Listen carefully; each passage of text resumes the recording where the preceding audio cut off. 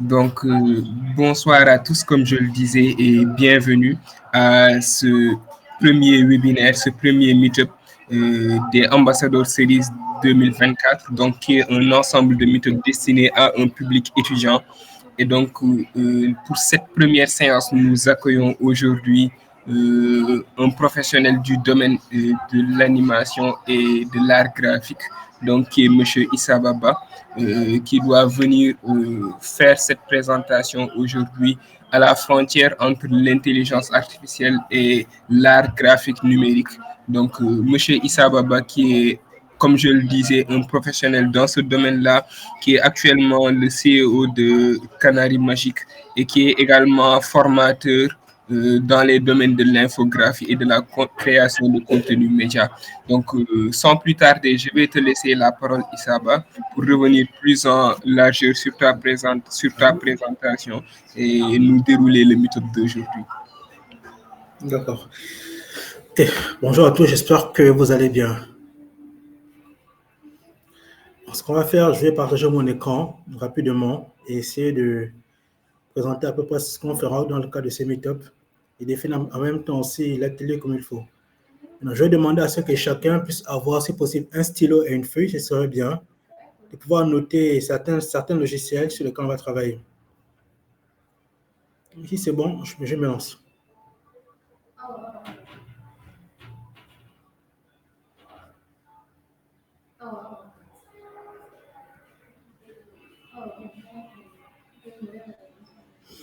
C'est bon. Est-ce que vous voyez mon écran? Oui, on voit ton écran. Super. Donc, je pense que dans le cas du meet-up aujourd'hui, on aura beaucoup échangé sur le lien entre l'IA et les arts graphiques numériques. Donc, pour ce début, j'ai mis l'accent sur l'IA et la créativité parce que avant de parler d'abord de art graphique et numérique, on parle d'abord de créativité, c'est très important. Tout part de là, c'est d'abord l'une des bases. Aujourd'hui, on utilise beaucoup l'IA pour nos différents travaux, que ce soit sur le domaine du numérique, sur le domaine, sur le domaine de nos formations, de nos projets en tant qu'entrepreneur. On l'utilise beaucoup pour faire certaines tâches. Mais la question c'est d'abord de savoir qu'est-ce que l'IA en tant que telle. C'est quoi l'IA? J'aimerais que quelqu'un puisse me dire réellement, d'après lui, c'est quoi sa définition de l'IA? Je vais en volontaire, s'il vous plaît.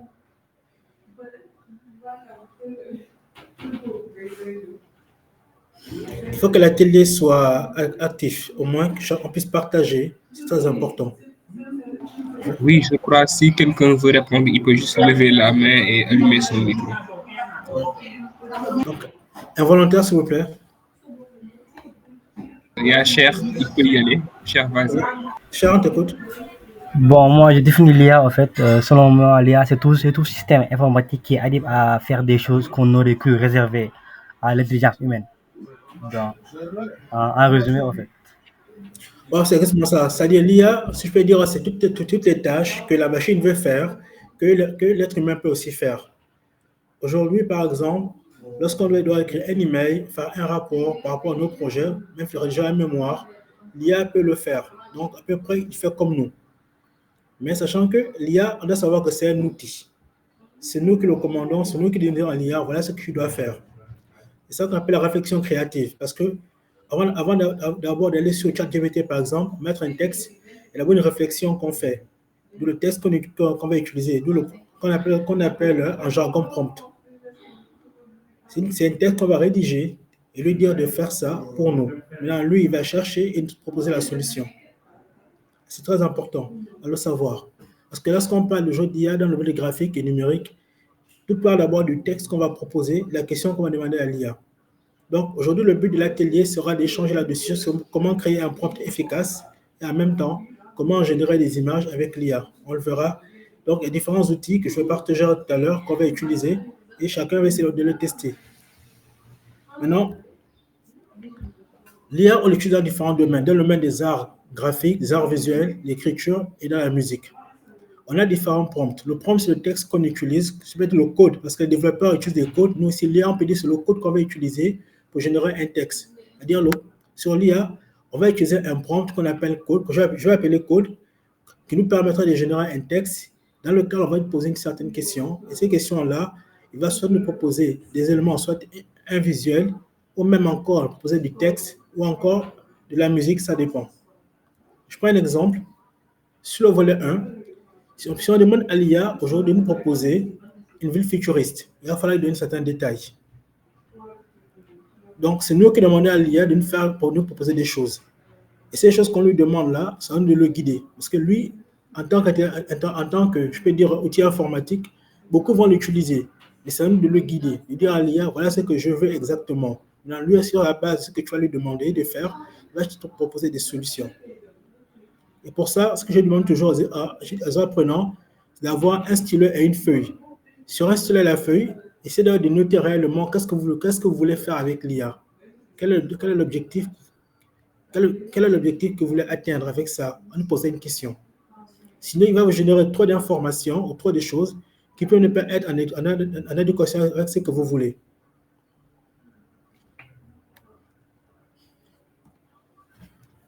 L'IA, dans tout ce que nous faisons aujourd'hui, dans le volet, je peux dire, du numérique, dans le cas de la publicité, on peut générer du texte avec l'IA. Un spot, on peut le faire avec l'IA. On peut demander un spot sur un domaine bien précis. Au niveau de la mode aussi, on peut poser une question. On peut lui poser une question sur un style vestimentaire, on peut lui poser une question, il génère des idées ou des illustrations ou des modèles de vêtements en fonction de la question qu'on lui a posée et des goûts qu'on va avoir. Dans le cas des jeux vidéo aussi, aujourd'hui, on peut créer un environnement avec l'IA. On peut créer des personnages. Si moi je suis développeur aujourd'hui, par exemple, je dois construire un site, il faut des images qui sont avec mon site. Je peux demander à l'IA de me générer ces idées-là ou ces images-là. Même demander à l'IA de vous générer certaines idées pour comment agencer votre jeu vidéo. Ah, c'est possible. Donc, l'IA, pour moi, pour vous qui êtes étudiant, c'est à vous de le guider. Ça vous de demander à l'IA, voilà ce dont j'ai besoin, on lui pose certaines questions. On le verra dans la partie exercice. Maintenant, ce qu'on va faire, je vais sortir de cette partie-là, je vais vous montrer des outils, s'il vous plaît, essayez de noter les noms. On va y travailler ensemble, d'accord?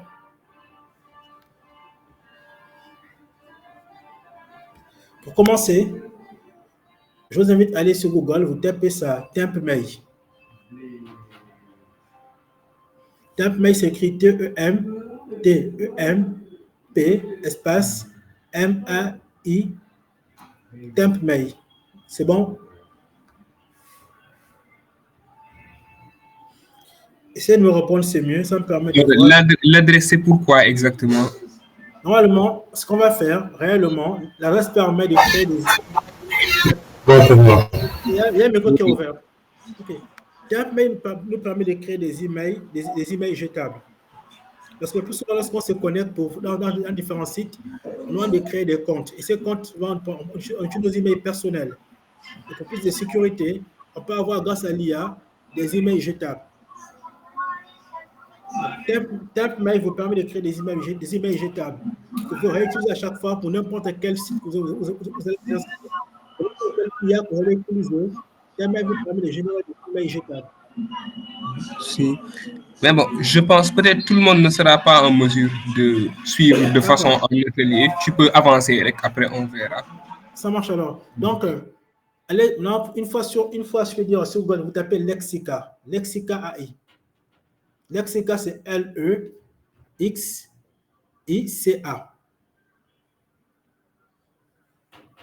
Lexica, c'est une IA qui permet de générer des images, déjà, à partir du texte. C'est aussi une IA générative d'images. On pose une question, une génère des textes, une génère des images, comme ce dont on a besoin. Ce qu'on va faire maintenant, là, ensemble, c'est pouvoir créer des prompts et voir comment arriver à lui poser certaines questions. Et avec ces questions qu'on va lui poser, essayer d'avoir certaines images dont on a besoin.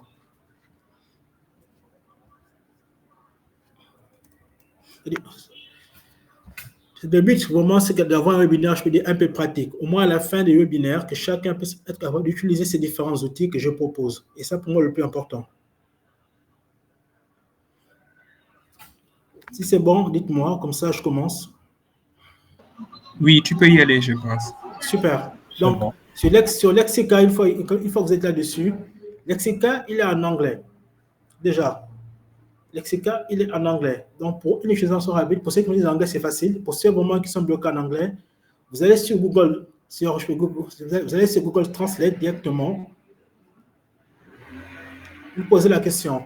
Là, ce qu'on va faire ensemble, on va essayer de générer un prompt. Pour cela, on va donner des mots-clés, des thèmes qui nous permettent de générer ce qu'on veut. C'est pour ça qu'aujourd'hui, par exemple, on veut créer une image autour, je peux dire, de Dakar en 2024, ou je peux dire une image autour, je peux dire, de la culture sénégalaise, par exemple. Je vais lui demander, donne-moi une image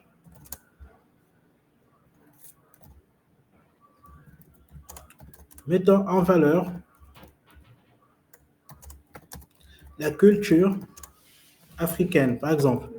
Donc, lorsque vous générez un texte par rapport à un texte pour l'IA ou un prompt pour l'IA, il faut avoir des mots-clés. Les mots-clés, ça c'est très important. Ça permet à l'IA d'être guidé dans ce qu'on veut faire. Ici, le mot-clé, c'est culture africaine. Sur la culture africaine, mettons en valeur un personnage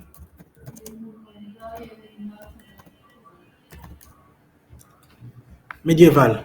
Je pose une question. Je veux qu'il me génère déjà une illustration, une image en rapport avec la culture africaine. La culture africaine, c'est mon premier mot-clé que j'ai intégré.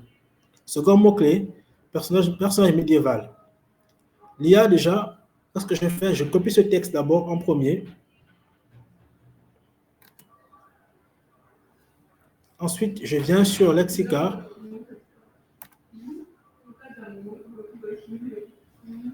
Je colle, je lance ma recherche. Lexica, c'est un peu comme DALL-E. DALL-E, vu que c'est payant, c'est pas facile à utiliser. Lexica te propose un peu, c'est un peu comme, Lexica, c'est comme une journée. Une journée, lorsqu'on l'utilise, c'est une IA qui peut permettre de générer des images. Avec une journée, lorsqu'on génère des images là-dessus, à un certain moment, c'est payant. Avec Lexica, c'est totalement gratuit. Vous pouvez faire une image que vous voulez ici, c'est totalement gratuit. Donc, je collais mon prompt, j'ai lancé ma recherche, et là, je défile pour avoir une idée de ce que j'ai besoin. Je demandais d'avoir un personnage en rapport avec la culture africaine. Le personnage aussi doit être d'origine médiévale. Voici à peu près ce qu'il m'a donné. Donc, l'IA, aujourd'hui, dans le volet graphique, c'est nous-mêmes qui le guidons. C'est nous que, lorsqu'on pose une question, il faut mettre des mots-clés pour le guider. C'est très important. Ici, j'ai mis différents personnages.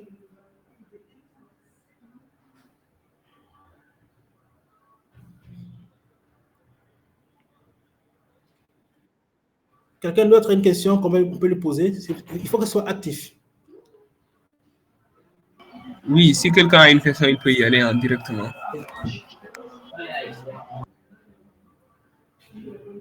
Le but aujourd'hui, c'est d'avoir, au moins à la fin du meetup, vous avez des outils clés en main que vous pouvez utiliser.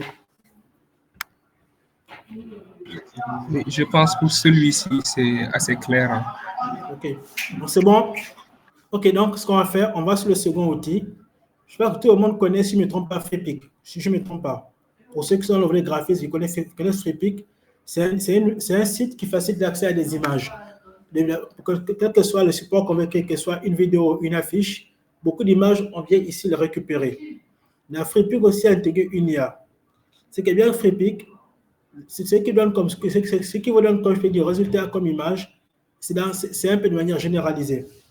Par exemple, la même question que j'ai posée de l'autre côté, je réponds cette même question-là.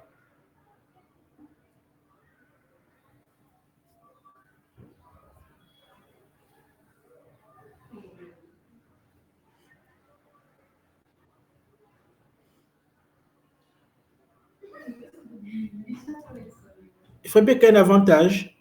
Si vous avez besoin des images en 2D, genre illustrées, facilement il vous les génère. Et c'est ce qui est bien avec Freepik. Donc, on a Lexica, on a Freepik. Freepik, c'est un site aussi qui propose des images gratuites et payantes pour le volet communication.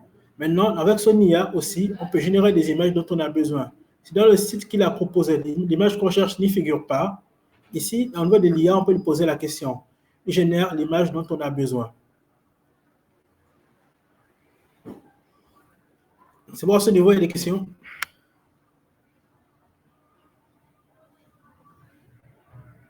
Oui, Issa, moi, déjà, j'aurais une question, genre, est-ce que tu as l'intention de venir sur les aspects techniques qui sont derrière ces modèles-là? Oui.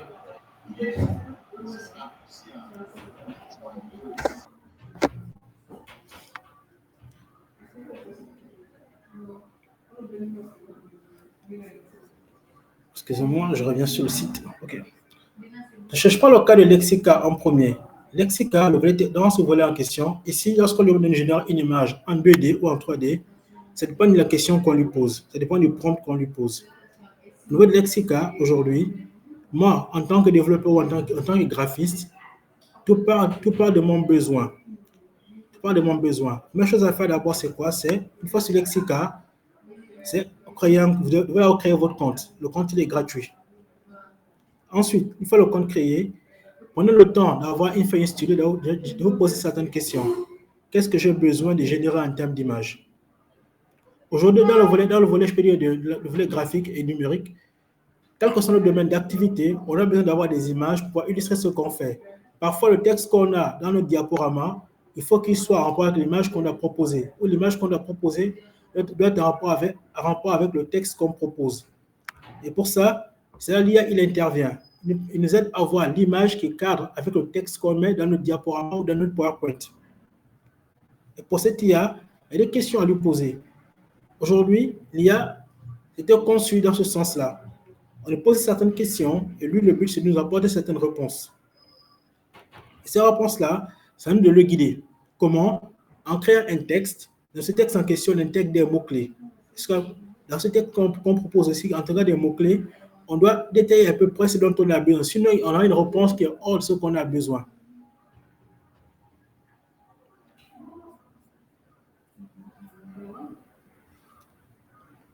C'est pareil pour les différentes IA qu'on utilise dans le volet graphique. En ce volet graphique en question, tout parle de ce qu'on veut faire. C'est la première étape. Qu'est-ce qu'on veut faire exactement? Qu'est-ce qu'on attend de lui? En même temps aussi, quel type de texte on peut générer à travers ça? Par exemple, pour ceux d'entre vous que je travaille sur ChatGPT aujourd'hui, on a la possibilité de poser une question à ChatGPT et cette question-là, on peut la ramener sur l'IA, il génère l'image. Il y a des questions à ce niveau?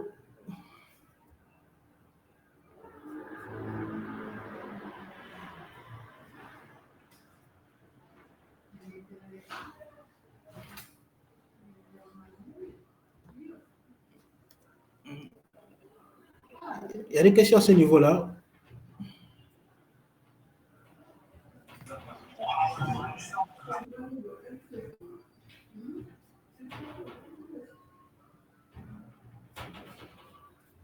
Je pense qu'il n'y en a pas, personne ne réagit. Ok. C'est important qu'on échange, ça me permet aussi de savoir réellement dans quel sens chacun utilise l'IA.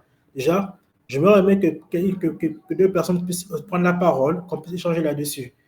Quelle est l'utilisation qu'ils font beaucoup de l'IA sur les graphiques? Ça, c'est aussi important. Est-ce que Lamine Gaye est là?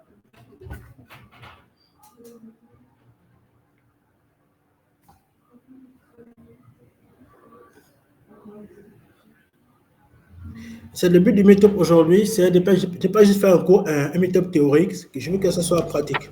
Oui, bonsoir. Bonsoir Lamine, oui. Oui, c'est là. Ok.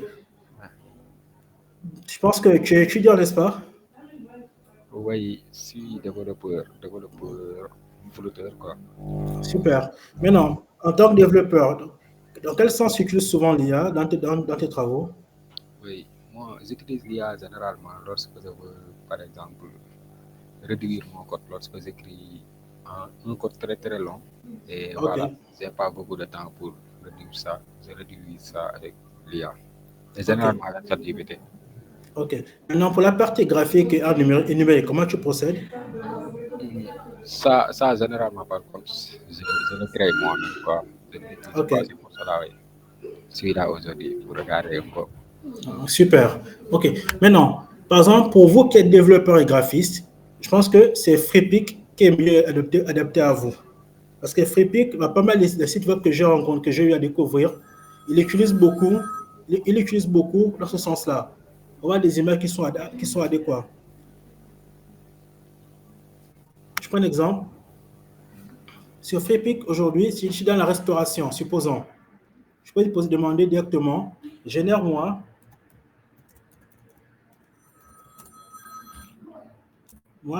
une image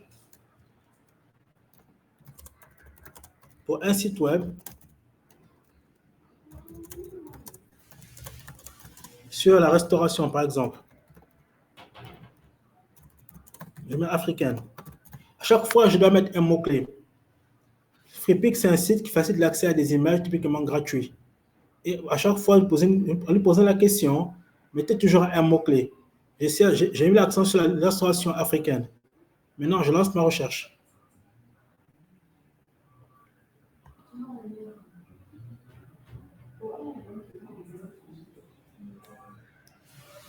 Si vous remarquez, dans la réponse, j'ai des personnages afro-américains, des personnages afro. Et c'est pas mal de ces images qui sont là, beaucoup de sites les utilisent. Beaucoup d'agences de communication les utilisent, FreePic. Donc, comme je disais, ça dépend de ce que je vais faire avec l'IA. Ça dépend du secteur dans lequel j'évolue. Pour ce secteur dans lequel j'évolue, je sais maintenant comment lui poser des questions. Ça dépend du travail que j'ai aussi à faire. C'est très important. Le plus important, c'est d'avoir différents outils, différents sites qui sont adaptés à ce que vous faites. FreePic, c'est plus adapté pour les développeurs et les graphistes. Même les infographes. Okay. Quelqu'un d'autre?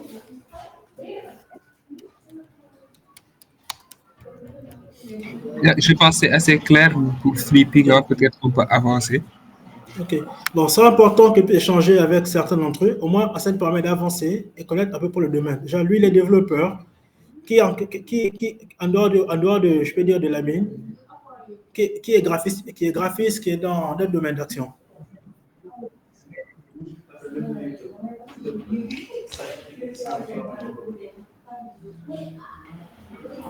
Je pense que la plupart sont développeurs ici. Développeurs. Ok, d'accord, ça marche.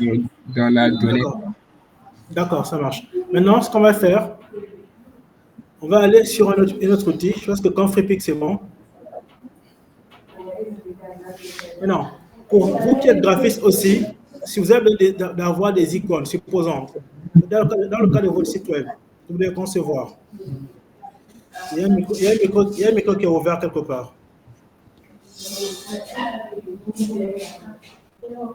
Ok. Vous qui êtes graphiste aujourd'hui, votre développeur, c'est pour ça que vous allez générer des icônes ou des petites illustrations. Il y a Autodraw. Autodraw, c'est une IA qui vous permet de générer des images en fonction de votre imagination. Autodraw, il est facile à utiliser. Par exemple, je teste rapidement. J'ai besoin d'avoir une illustration ou un dessin pour mon site web. Je ne sais pas dessiner, mais comment je peux l'utiliser? D'abord, je vais sur le site Autodraw en premier.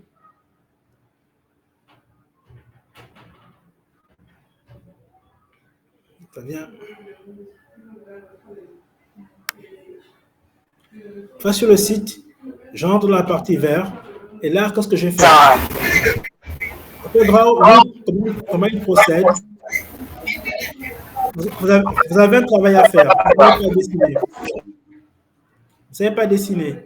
Mais quelque part, il te gère une illustration que tu peux après colorier, modifier. Je fais un test. J'ai besoin d'une illustration d'une voiture, supposons.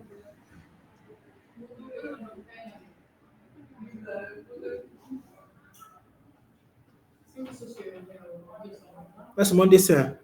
Si vous remarquez aussi au-dessus, Autodraw, il m'a généré des modèles, des véhicules. Je clique sur un modèle, j'ai le dessin dont j'ai besoin.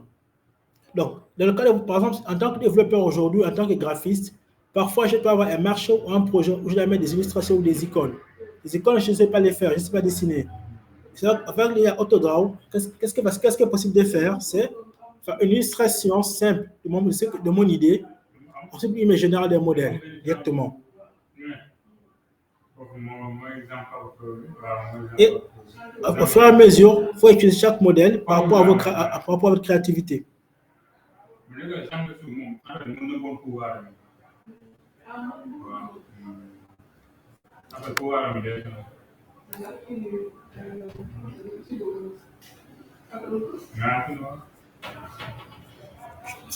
Je vais l'envoyer. Oui, il y a chacun a demandé s'il y a des IA qui gèrent les maquettes des sites web. Oui, il y en a. Par exemple, est-ce que c'est clair pour toi d'abord, avant que je passe sur l'autre?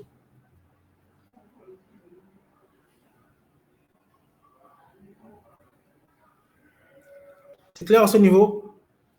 Okay. Oui, c'est clair, c'est clair. Ok, c'est-à-dire le but ici, c'est que chacun puisse avoir des outils pour être utile. Parfois, dans les sites web, souvent, on met des icônes. Et ici, les icônes, vous les avez gratuitement selon votre idée. Alors, je vais poser une question. Est-ce qu'il y a des IA qui génèrent des maquettes de sites web? Oui. Si on revient sur Freepik, par exemple, on peut demander à Freepik, génère-moi une maquette de site web. Mais il faut toujours qu'il y ait un mot-clé. Sur quoi? Peut-être je peux dire sur l'éducation. Je prends un exemple, l'éducation. L'éducation. Donc, je génère quoi? J'ai mis deux mots-clés, site web, maquette et l'éducation. Lui, maintenant, je lance ma recherche.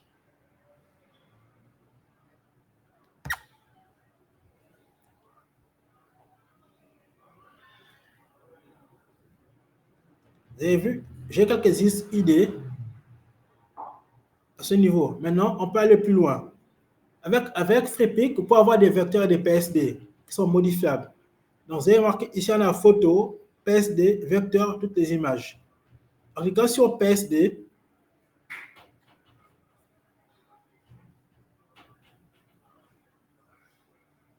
je patiente, ça charge.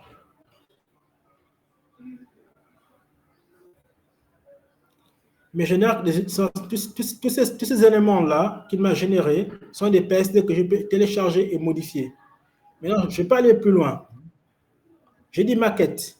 Je vais plutôt demander mockup. Le mockup, en ce sens, ça signifie, je peux dire, template. C'est un terme qu'on utilise beaucoup, nous, les graphistes.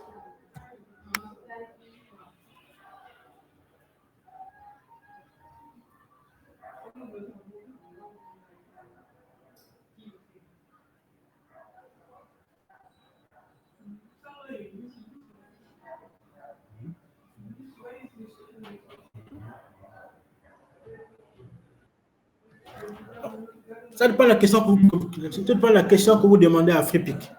En fonction de ça, où j'ai les éléments. Je peux aussi demander habillage site web.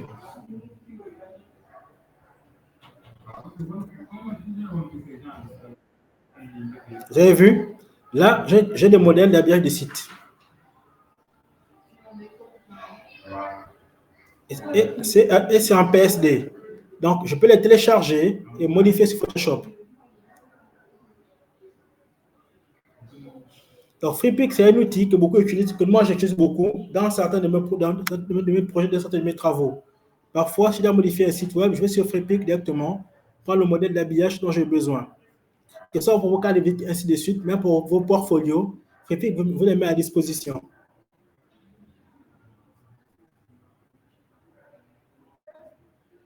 Tout dépend de la question que vous lui posez, tout dépend de ce dont vous aviez besoin. C'est très important de savoir aussi.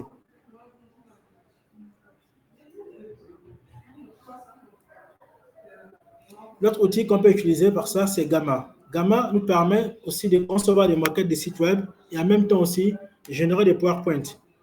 Je dois soumettre un projet d'un site web à une personne. Sur Gamma, je peux rapidement le faire. Gamma s'écrit G-A-2-M-2-M-A. En tout cas, l'ensemble des outils qu'on a utilisés, je les partagerai tout à l'heure aux collègues et ils vont vous les envoyer. Sur Gamma, je crée mon compte.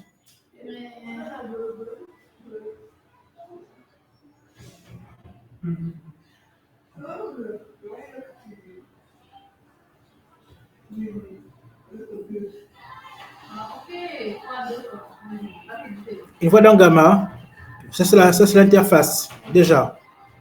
Qu'est-ce que je fais? Je vais te poser certaines questions. Je viens d'en créer, plus créer AI. Je vais à ce niveau-là, je lance. On me demande, copier-coller, générer, importer un fichier. J'ai un document PowerPoint, je peux l'importer ici. Moi, ce que je veux, c'est pouvoir créer ce mot d'imagination. Donc, je vous conseille de prendre le premier point où il y a la baguette. Donc, je lui demande, donne-moi un habillage des sites web sur le tourisme, par exemple. Toujours mettre un mot-clé. Je descends, j'ai le choix. Présentation, document, page web. Je clique sur page web. Si c'est rapide, il faut me dire, d'accord?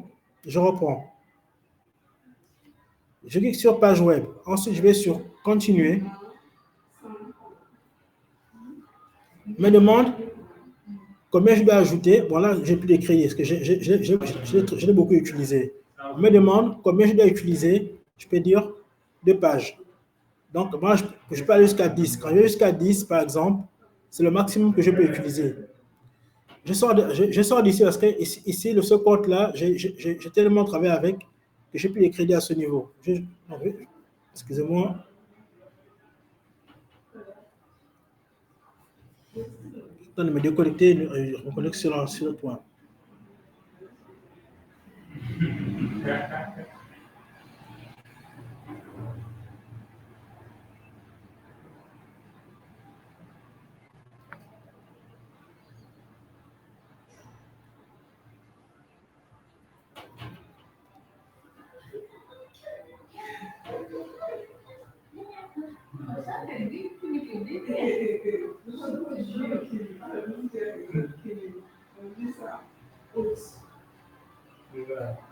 C'est bon.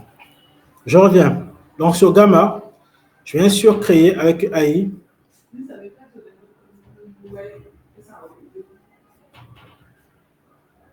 Une fois dans Gamma, on va poser des questions. Qu'est-ce que vous voulez faire? Comme travail là-dessus? C'est pas compliqué. Vous cochez des certaines cases. Le travail pour l'école, je pense que moi, j'aime pour le travail. Ensuite, on me demande qu'est-ce que vous voulez faire exactement? Je vais sur créateur. Pourquoi c'est que n'importe que vous voulez, ça dépend de vous. C'est pas obligatoire.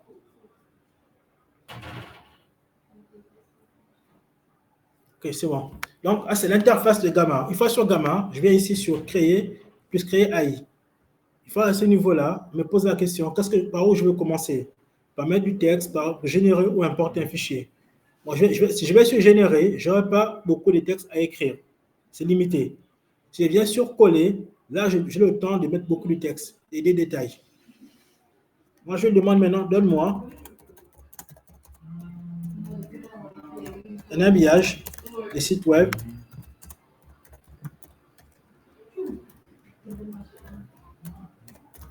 touristique, par exemple. Ensuite, je descends. J'ai le choix entre faire une présentation PowerPoint, faire un document ou une page de site, une page web. Bien sûr, page web, ça dépend de mon besoin. Bien sûr, page web. Sur page web, je vais sur continuer. Maintenant, à ce niveau, il va m'ouvrir une page. La page qui va m'ouvrir, on me demande combien de pages j'ai besoin. Je peux avoir 5 jusqu'à 10 pages. 10 c'est le maximum que je peux avoir ici. À partir de 15, c'est payant. En mettant 10, je vais sur continuer. Et là, on me demande quel design j'ai besoin par rapport à la page web. Donc, à droite, il y a différents types de templates qu'on m'a proposé. Si je prends ce modèle-là, par exemple, je peux modifier après. Je vais sur générer.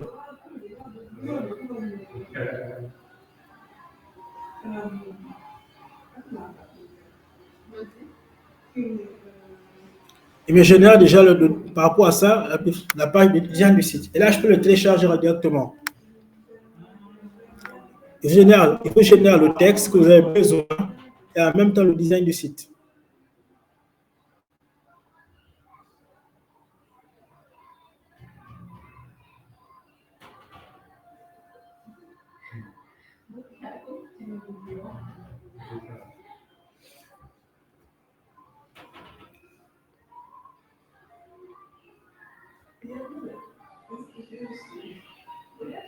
C'est ça l'avantage de Gamma. Gamma, ce qui est bien avec cette IA, il vous sort le texte que vous avez besoin, les différentes pages, différentes rubriques vous avez besoin. Donc là, vous avez vu, j'ai généré au total un site avec 10 interfaces. Et le texte qu'il faut aussi.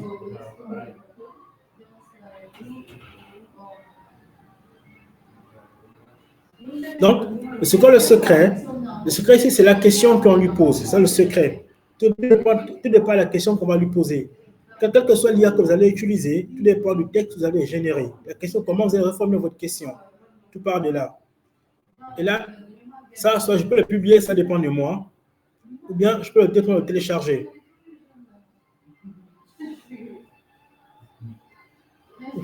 Ça dépend de moi.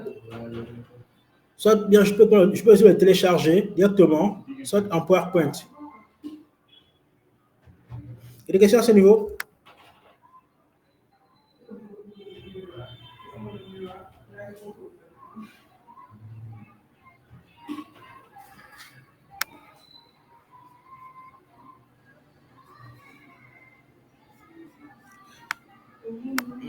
Allô, je vous écoute. Allô, oui, Issa va. Oui. Moi, déjà, je veux une question. Ce que tu génères là, c'est une vraie maquette de site web qui est exportable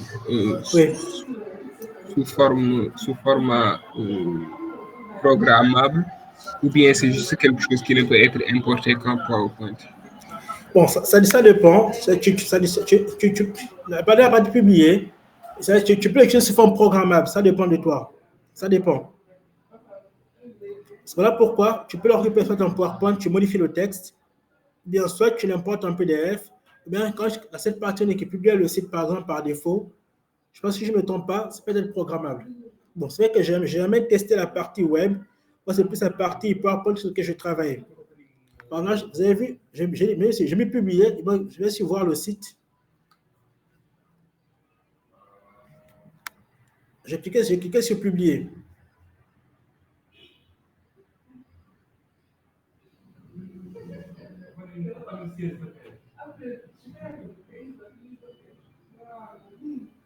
Donc là, il m'a généré un site. Maintenant, je peux aussi le modifier directement.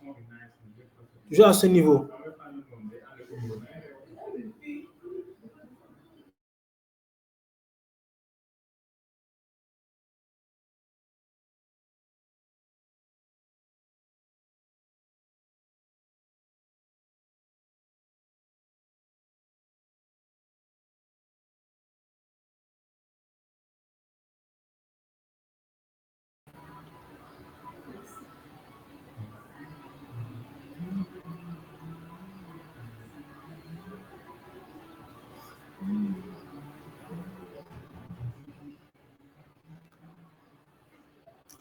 Vous avez remarqué à droite, il y a 3 points. Dans ces 3 points, une partie c'est qui? Paramètres du site. Un paramètre du site, vous y entrez. Là, c'est pour se faire des modifications sur le site. Maintenant, pour la partie code, aussi, pour vous qui êtes programmeur, en revenant sur les 3 points, vous avez vu ici, voir la source prompt à ce niveau. Je reprends. Dans cette partie ici, il y a les 3 points. Vous descendez, vous allez voir c'est écrit quelque part, voir la source prompt. Donc là, je peux me sur le code source qu'on va vous donner, qui a permis de générer ça.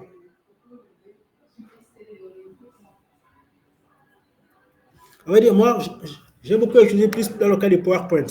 Pour la partie site, je n'ai pas vraiment testé, mais je sais que déjà, en cherchant bien là-dessus, forcément, on peut avoir le code source qui permet de générer le site.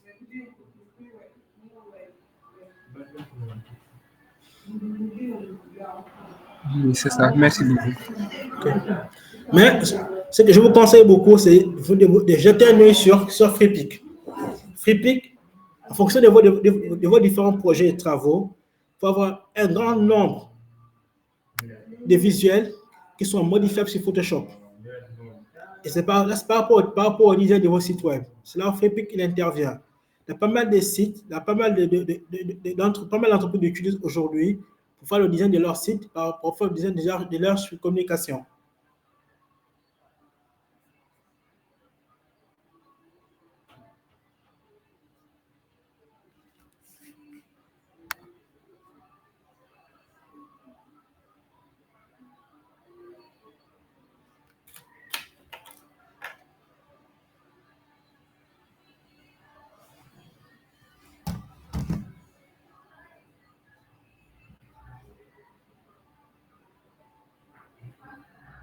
Maintenant, pour ceux aussi qui veulent créer un site à travers l'IA, il y a un autre que j'utilise beaucoup.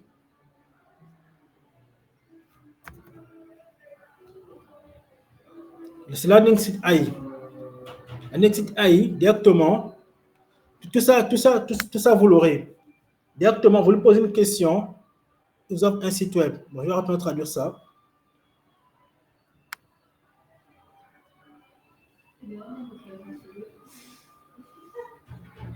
Vous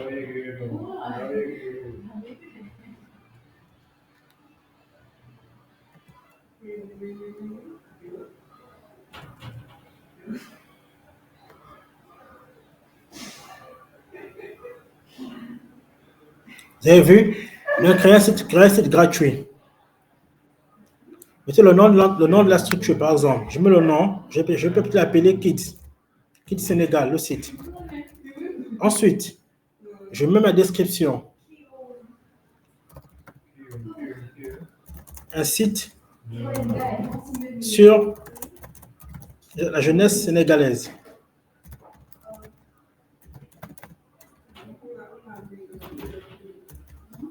Ensuite, l'IA, je lance créer votre site. L'IA rapidement vous génère le site web.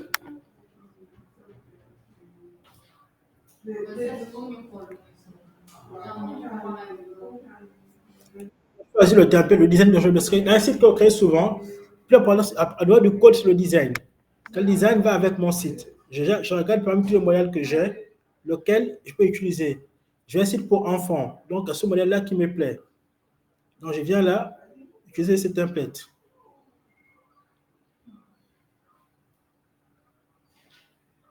Je patiente. Juste avec une question, là on me demande quelle est la mission du site, quel est l'objectif et la mission. Ce n'est pas obligatoire. Je vais avancer. Donc là, je patiente 30 secondes, j'ai mon site. Et on me demande, il faut le site terminer sur quel site web on peut m'envoyer les informations. Là, sur quel email, par exemple. Je mets mon email.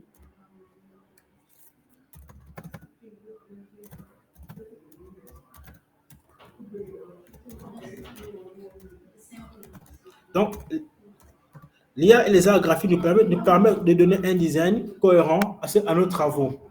Ça me permet en tant que développeur, je peux coder, mais parfois le choix des images, c'est compliqué.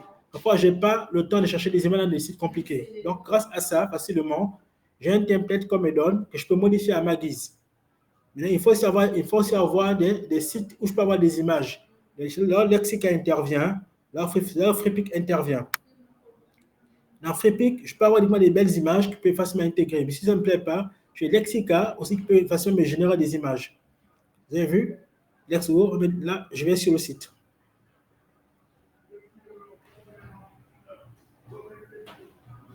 Et aussi, j'ai mon site. Vous avez vu? Là, j'ai mon site. Maintenant, si les images qui sont les mêmes, si vous remarquez même, vous avez le site, vous avez les textes et quelques images. Mais si les images qui sont là ne vous plaisent pas, vous pouvez facilement les modifier. Vous pouvez facilement les modifier. Vous pouvez aussi directement, en sortant, occuper le code source. Mais ça c'est pour vous les experts développeurs. Donc, l'IA, c'est un outil qu'on utilise pour nous rendre service. Je le dis ainsi. Le vrai graphique numérique intervient lorsqu'on veut donner une bonne visite, une bonne, je peux dire, visibilité à notre travail on veut bien l'habiller. C'est là où ça intervient. Il faut que l'image que je mets et le texte doivent être en corrélation. Si je vois que je n'ai pas assez de belles images, je vais avoir des outils qui me permettent d'avoir ces images-là. Du Lexica, d'où l'autre aussi, d'où FreePic. Une question à ce niveau?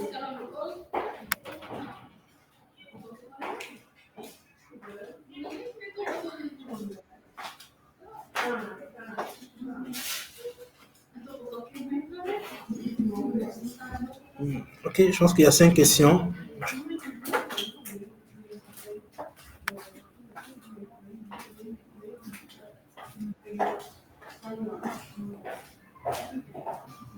Ok. Donc, le secret, c'est d'avoir les outils. C'est plus important. Dans ton domaine d'action, qu'est-ce que tu attends de ce projet que tu veux faire? De l'autre côté aussi, pose-toi les questions. Quel est l'objectif que je vais atteindre? C'est très important. Ça, c'est très important. Aussi, l'IA, c'est un outil qu'on utilise qui nous rend service. On doit le comprendre ainsi. Mais tout dépend de mon travail que je vais faire. Avec l'IA, on peut créer un site web. On peut créer un site, tu peux coder un site, mais tu as besoin de l'habiller. Il faut qu'il soit attirant. C'est là où le volet graphique intervient. Maintenant, on a beaucoup de sites où les images sont payantes. L'IA te permet d'avoir accès à des images attrayantes où tu peux facilement habiller ton site et facilement tu les génères gratuitement. Mais c'est aussi important de savoir comment choisir ces images-là. Il faut que l'image que tu choisis puisse avoir un rapport avec ton texte. Si vous remarquez le site qui a été généré par l'IA, le texte qui a été intégré a toujours un rapport avec l'image. Si vous remarquez, je voulais un site pour enfants, c'est sur les jeunes. Voici le site qu'il m'a généré.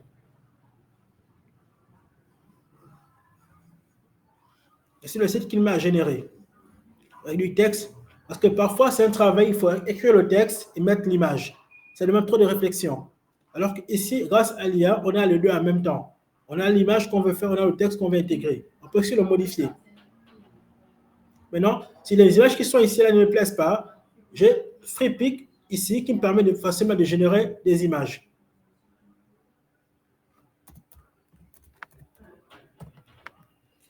Quel que soit mon secteur d'activité, que ce soit des cartes de visite, ça vous avez remarqué, si vous avez des cartes de visite, l'habillage de mes t-shirts, l'habillage de mes casquettes, par exemple, FreePic me génère ces images. Et je peux les avoir en PSD, les télécharger, les modifier. Beaucoup d'agents de communication viennent sur FreePic récupérer leurs images. Beaucoup ce qu'ils font. FreePic, il y a le site, il y a l'IA. Si le site me donne pas les belles images, je vais directement sur l'IA du site, et je pose la question. Et là, j'ai les designs dont j'ai besoin. Si vous remarquez, ces éléments-là, on peut facilement les réadapter, les utiliser par rapport à nos marchés, par rapport à nos projets. Et facilement, vous les aurez en PSD. Tout dépend de la question que je lui pose. Vous avez vu, tout ça, ce sont des interfaces de sites que je peux facilement utiliser.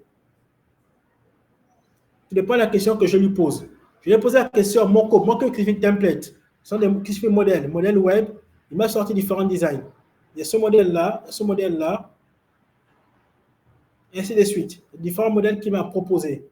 Et ça, je peux facilement le télécharger en PSD, modifier sur Photoshop et l'intégrer dans mon projet.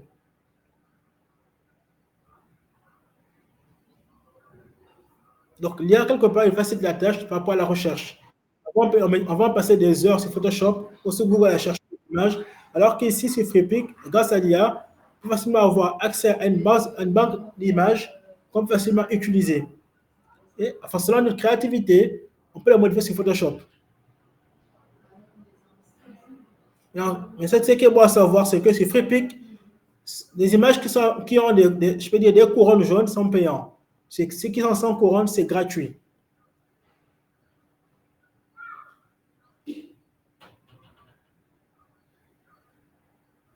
Des questions à ce niveau? En tout cas, je pense que vous aurez tous ces outils, vous les aurez. Je les partage tout à l'heure aux collègues. Donc ça, vous les aurez tout à l'heure, tous ces outils-là qu'on a vus.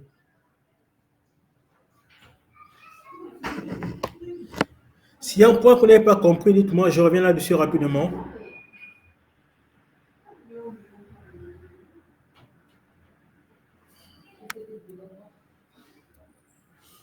Je vous écoute.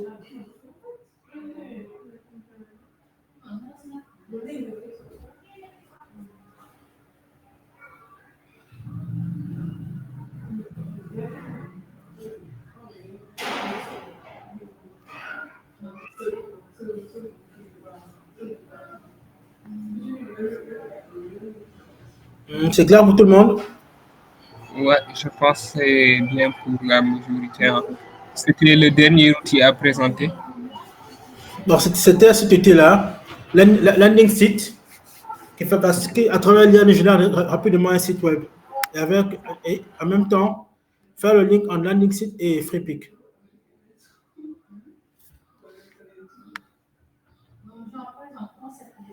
Donc, je reprends de manière générale. On a fait connaissance de Lexica. Lexica, c'est comme une journée, c'est un peu comme Dali. Lexica, c'est totalement gratuit. Pose la question en anglais, il nous génère l'image qu'on a besoin. Lexica. Une fois que c'est fait, ensuite, on a Autodraw. Autodraw, lui, réellement, on fait un petit dessin. Juste avec un petit dessin, il nous génère une image qu'on a besoin. Je fais un modèle. Je ne sais pas dessiner. Je dois faire un site, par exemple. Dans ce site-là, je dois mettre des illustrations. Je ne sais pas dessiner. Donc, lui, avec juste un petit dessin, remarquez, mais soit le modèle dont j'ai besoin. C'est Autodraw. Parfois, les sites qu'on fait, on doit mettre des icônes. Le plus souvent. Donc, avec Autodraw, j'ai ces illustrations rapides-là. Même si je ne sais pas dessiner, je fais une esquisse, j'ai le modèle que j'ai besoin, je le récupère. Ensuite, on a Gamma. Gamma, l'avantage, c'est que lui, on peut faire des PowerPoint, on peut faire une présentation, on peut aussi créer une interface de site avec Gamma AI. Tout dépend de la question qu'on lui pose, tout dépend de la manière dont la question est formulée. Et aussi dans ça, il faut intégrer des mots-clés, comme j'ai dit tout à l'heure. L'avantage avec ça, c'est que je me génère directement la mise en page et les textes dont j'ai besoin. Donc, parfois, tu dois faire ici, tu dois réfléchir longtemps sur le texte, ça te prend des jours et des heures. Facilement, tu as le texte et tu as l'image, comment l'intégrer. Et tu peux aussi le modifier. Donc, je vais mettre l'image que tu peux facilement modifier en ligne. Tu peux aussi l'occuper en PowerPoint. Les PowerPoint, tu peux convertir en image et tu l'utilises, ça dépend. Ensuite, on a lui, réellement, c'est une IA qui génère des sites web. Je lui pose une question, tu mets le détail, le titre, et sort un site web directement, que tu peux facilement modifier en ligne, directement modifier en ligne. L'avantage, c'est que lui aussi, il n'est pas trop cher. Le mois, sur l'année, c'est à 3 000 et quelques. Donc, si tu peux avoir un marché, un client à qui faire un site, sur l'année, si tu as ton site, quand tu as besoin, tu le modifies. Par rapport au client, ici, je peux dire la mensualité, c'est à 3 000. Pour avoir le nom de domaine et je peux dire et l'hébergement.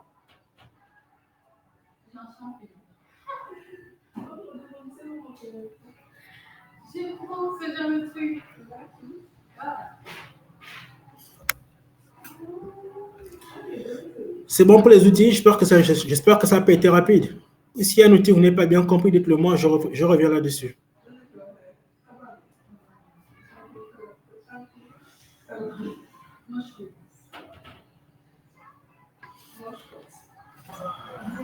Oui, déjà, Issa, peut-être avant d'éventuelles autres questions, si les outils qui étaient à présenter sont terminés, on va faire un bref aperçu de tout ce que tu as présenté en tant qu'outil et ensuite peut-être ouvrir la parole au public et après clore la séance. C'est bon.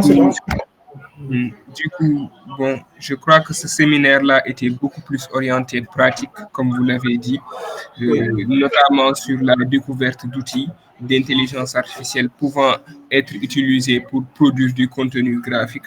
Donc, nous avons eu à explorer en votre compagnie certains d'entre eux, dont Lexicart, FreePic, Autodraw, Gamma et Landing Site AI. Donc, ce sont des outils qui peuvent permettre de générer soit des images ou bien même du contenu visuel pour un site web, voire même un site web qui peut être ensuite traduit sous format code et qui peut être utilisé par les développeurs. Je pense que la suite d'outils aujourd'hui n'est pas exhaustive, d'autant plus qu'avec l'ère de l'IA générative, on a eu une explosion de boîtes qui se sont mises dans ce domaine-là. Et je crois que même tous les outils de design traditionnels tels que Figma ou autres, aujourd'hui intègrent ces capacités d'intelligence artificielle-là afin de permettre à partir de prompts de pouvoir générer de tels contenus. Donc, c'était un plaisir de pouvoir avoir Issaba comme expert pour nous présenter les outils que lui a choisis et qu'il nous recommande. Maintenant, je pense, du coup, comme il le disait tantôt, si quelqu'un a des questions par rapport à ces outils-là, il peut directement allumer son micro et lui en faire part.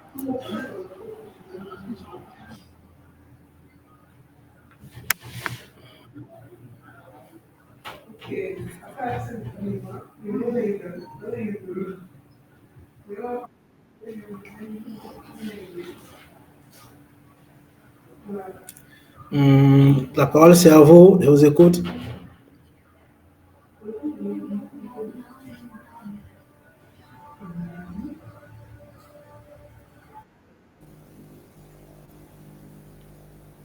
Oui, vas-y, chef. Bon, encore bonsoir à tout le monde. Et merci beaucoup, M. Ba, pour cette présentation. C'était vraiment incroyable. On a vu beaucoup d'outils. Et donc, ma question, c'était de savoir, en fait, vous qui êtes dans ce domaine-là, dans tout ce qui est graphique, est-ce que ces outils-là ne sont pas des menaces pour vous, en fait, vous qui travaillez dans ces domaines-là? Parce que, bon, on peut dire que ça fait comme ce que vous faites, en fait, si je comprends bien, et je pense que ça peut être une menace. Je ne sais pas ce que vous en pensez. Déjà, merci pour la question. C'est vrai qu'au début, lorsqu'on appelle l'IA qui génère des images, on a vu ça comme une menace. Mais après, on s'est rendu compte que cela, quelque part, nous rendait service et facilitait aussi le travail qu'on faisait.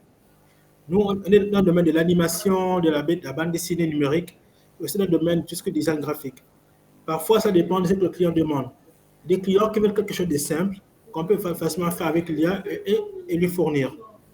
Alors, si on a des clients qui veulent quelque chose de compliqué, très créatif, là, on peut facilement le dessiner avec une tablette graphique.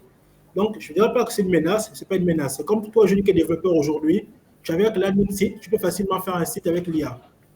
Alors qu'avant, pour faire un site, ça peut te prendre un mois, une semaine, ainsi de suite. Le temps de réfléchir sur le texte, choisir les images adéquates, les logos, tout ça, tu vois, ça prend du temps. On peut penser que c'est une menace. Donc, comme je l'ai dit au début, c'est un outil qu'on utilise. C'est nous qui savons comment le faire pour en faire notre ami. Bon, chaque année, la technologie avance chaque année. On doit avancer avec elle. C'est très important. L'infographie, aujourd'hui, on fait Photoshop. On a Canva qu'on utilise beaucoup. On fait de l'infographie. Donc, c'est de savoir comment on l'utilise, comment on évolue avec. Ce n'est pas une menace. Je peux dire que c'est notre ami quelque part.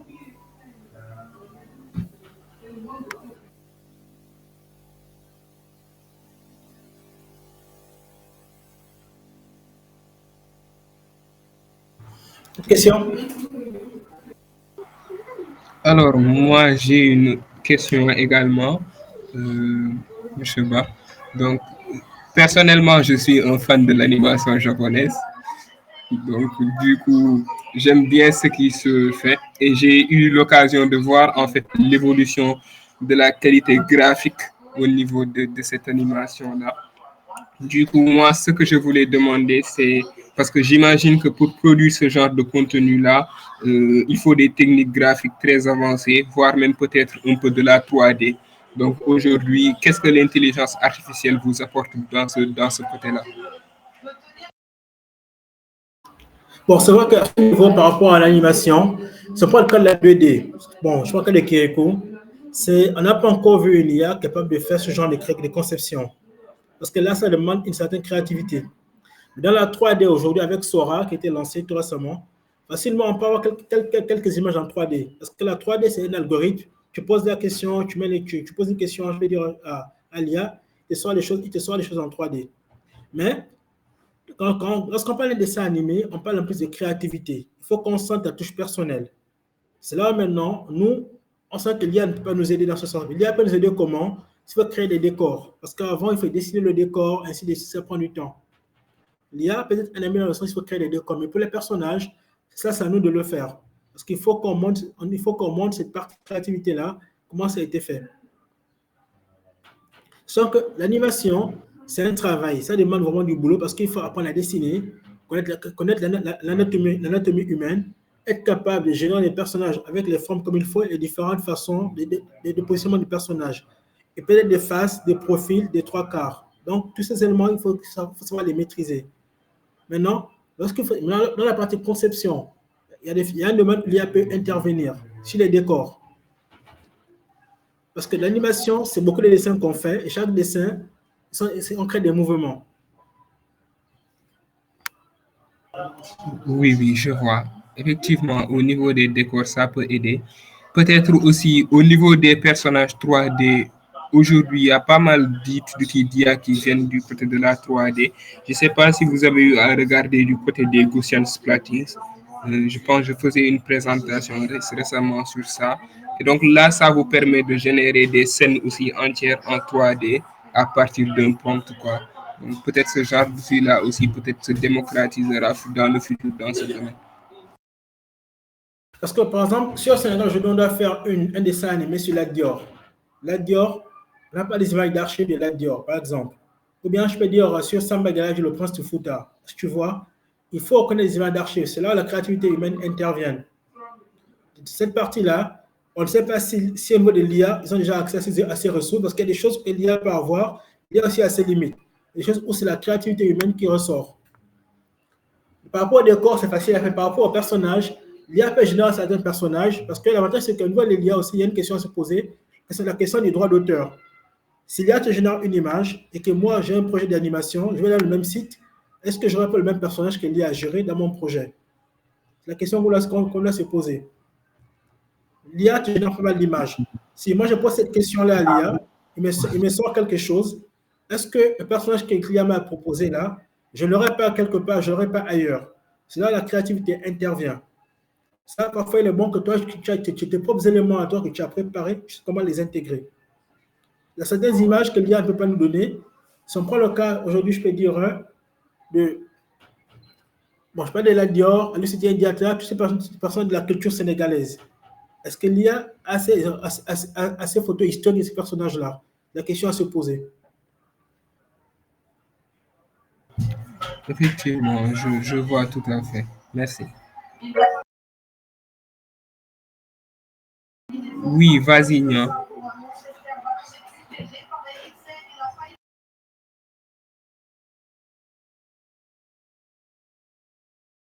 Comme j'ai dit, tout part de votre créativité. Tout part de votre créativité. Qu'est-ce que vous voulez faire? L'IA, c'est un outil, c'est notre ami. Qu'est-ce que vous voulez faire? C'est ça le plus important. Nia, je t'écoute. Je pense qu'il avait levé par erreur. Du coup, tu peux continuer. Okay. Donc, tout part de votre créativité. Même en tant que développeur, si vous remarquez, vous allez avoir beaucoup de templates sur FreePic. Mais c'est à vous, en tant que créatif, de savoir comment les modifier, comment les habiller. Pour ne pas avoir le même template partout. Sur WordPress, par exemple, si vous remarquez ceux qui font WordPress aujourd'hui, tu peux avoir un template sur WordPress, mais quelqu'un d'autre a ce même template. Mais dans ta créativité, dans les images que tu as générées avec l'IA, il faut que ces images soient différentes. Donc, quelque part, on a Photoshop aussi qui intervient. Avec FreePic, par exemple, FreePic, tu as le PSD de ce que tu as besoin. C'est un avantage. Donc, le PSD, tu vas seulement le modifier si tu te connais en Photoshop. Donc, l'IA, comme je dis, c'est un ami, c'est un outil, mais c'est nous qui commandons l'IA. Qui disons à l'IA, voilà ce dont j'ai besoin. Le travail final, c'est comment toi, tu perçois ton travail à la fin.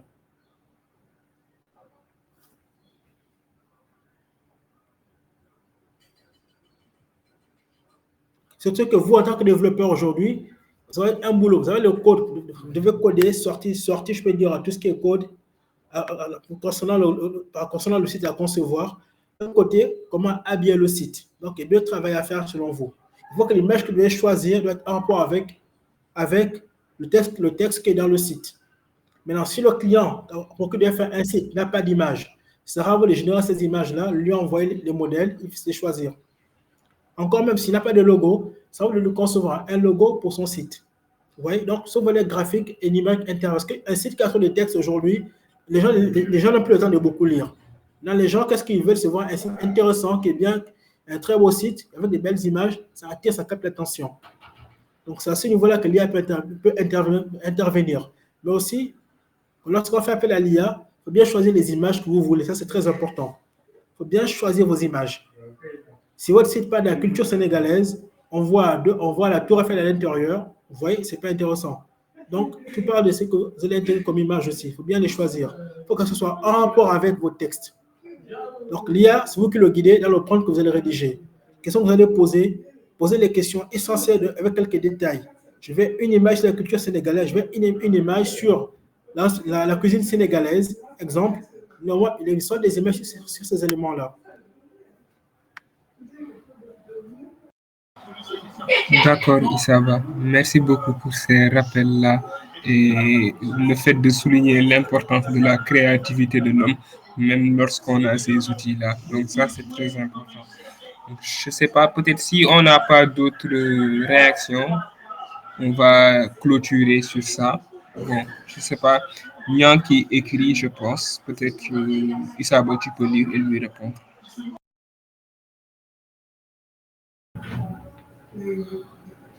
C'est vrai. Donc, parce que quelque part, avec l'IA, il a raison, il y a des risques. Parce que les images qu'on utilise beaucoup, tu peux y poser la question, on peut avoir les mêmes images qui apparaissent, on utilise. Par exemple, que demain, vous allez soutenir un mémoire ou bien bosser pour une grande structure, par exemple, si on voit que là, le document que vous allez déposer a les mêmes images, c'est assez embêtant. Donc, la créativité, ça part de là. Je dirais que l'IA, on peut générer un scénario. Moi, je travaille sur une bande dessinée, sortira au mois de juin par rapport sur la Biennale. L'année passée, la BD, le tome 1, ça m'a pris près d'un mois pour l'écrire. Avec l'IA, je l'ai fait en une semaine. Mais tout part de la question, comment je posais ma question, à partir de là. Moi, j'ai déjà mon prompt et les détails que je lui ai demandé. En fonction de ça, maintenant, il faut qu'il m'a généré du texte. Maintenant, c'est à moi de bien, au lieu de prendre ce qu'il m'a donné, depuis que moi, je fais ma BD, non. Je relis ce qu'il m'a donné. Qu'est-ce que je peux ajouter en termes de créativité? C'est très important. L'IA, il nous aide à trouver une solution. Mais l'IA ne donne pas tout. Le reste, c'est à nous de donner ce qui reste. Si l'IA vous donne 60% ou 70%, les 30%, c'est à vous de les compléter. Ça, c'est très important. Ne pas prendre tout ce que l'IA vous donne d'un coup. Vous dites, OK, c'est bon, c'est fini. Vous l'intégrez. C'est un peu trop facile et c'est un peu d'appareil. C'est ce qu'on doit éviter aujourd'hui. L'IA, c'est notre ami. C'est un outil qu'on utilise. Donc, quand j'ai un scénario à faire, j'ai un film à réaliser, il a fait un scénario, il faut toujours que j'ai cette créativité-là que je peux ajouter. Aujourd'hui même, lorsqu'on fait un texte avec ChatGPT, il y a des personnes qui peuvent facilement détecter que c'est fait avec ChatGPT, juste en lisant le texte. Juste en lisant le texte, ils savent cela. C'est fait avec ChatGPT. Parce que parfois, d'autres font du copier-coller directement, ce qu'il faut éviter. Même le site qui a été géré par Landing Page AI, par exemple, vous modifier le texte, modifier les images selon votre entendement. Il faut qu'on sente cette créativité-là. C'est très important.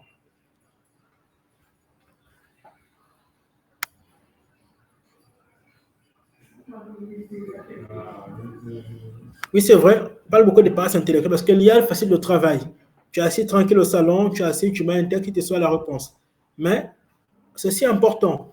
Le texte que l'IA me sort, comment je le comprends et comment je l'explique. Ceci est important. L'IA te génère une solution, mais la solution, c'est de l'expliquer. Est-ce que je serai capable de l'expliquer? Tu dois soutenir. Tu as fait ton mémoire avec l'IA. Maintenant, après, tu poses des questions sur le texte qui a été généré par l'IA. Comment tu l'expliques et comment tu le comprends?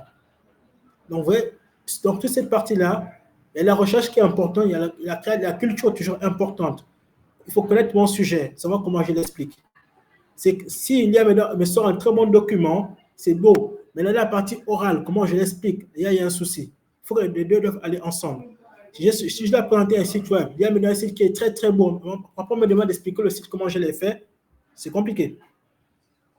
Donc, la créativité, la compréhension du sujet, ça c'est très important.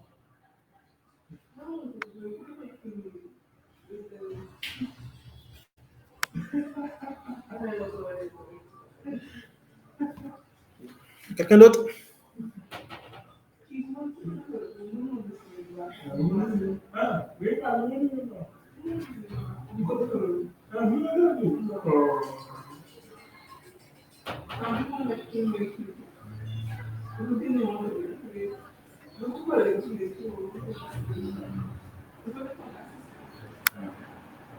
Il y a des questions? C'est un partage. Chacun peut partager aussi selon selon lui, comment il a utilisé l'IA dans son travail.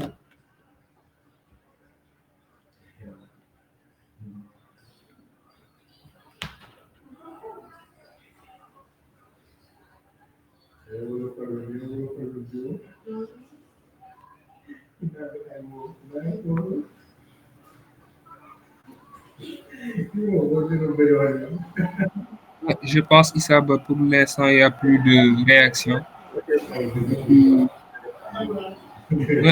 On va faire, c'est peut-être essayer de suivre ça et passer la parole à Issa pour son mot de la fin. Ok. Bon, déjà, je vous remercie pour la séance. Ce que je vais faire, je vais envoyer la liste des IA qu'on a vu aujourd'hui aux collègues. Et ensemble, on va essayer de voir même par rapport à ça, et un questionnaire aussi, s'il y a des choses qu'on n'a pas compris. Maintenant, s'il y a d'autres choses par rapport à vos besoins, si votre personnel, n'hésitez pas à me demander. Comme ça, on pourra faire une liste d'outils que je peux vous envoyer, capables à utiliser. Mais comme j'ai dit tout à l'heure aussi, l'IA, c'est vous qui commandez. C'est vous qui commandez. Donc, la créativité, c'est très important. Il ne faut pas la négliger. Donc, je vous remercie pour la séance. J'espère vous revoir bientôt pour un autre point, si possible. Si, Inch'Allah, avec plaisir. Donc, merci beaucoup, Issaba, pour la qualité de la présentation et également les nombreux conseils qui nous seront certainement utiles. Donc, cher Tidjane, qui a l'enregistrement, peut-être tu peux l'arrêter. Et du coup, on vous remercie tous d'avoir assisté à cette première séance. Issaba, peut-être tu pourras m'envoyer